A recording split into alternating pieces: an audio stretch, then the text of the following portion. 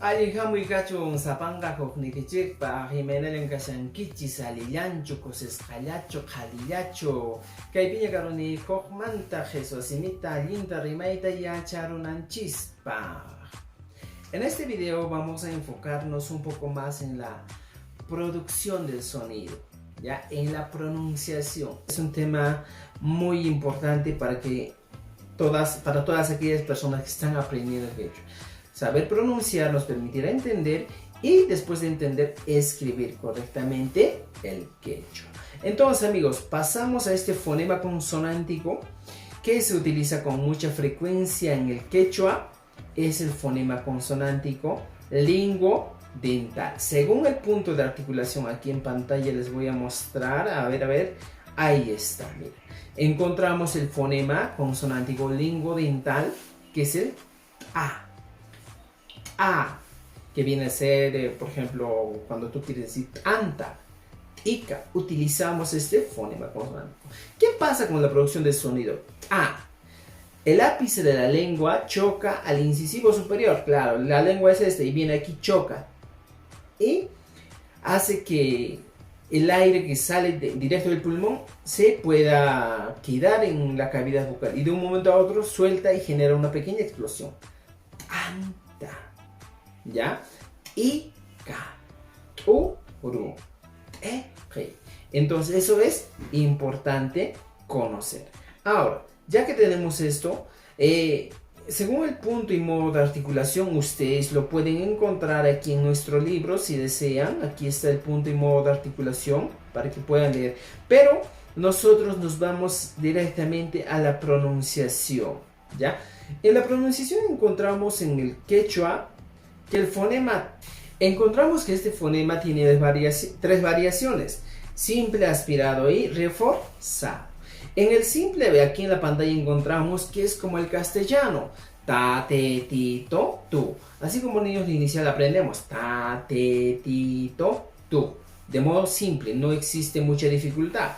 Ahora pasamos al modo aspirado. En el modo aspirado encontramos como si quisieras soplar, no sé, pues ta, te, ti, to, tu. Ya, es importante. Ta, te, ti, to, tu. Y al finalizar tenemos el modo reforzado, que vendría a ser a, e, i, o, u. A, e, i, o, u. Si deseas, repite conmigo.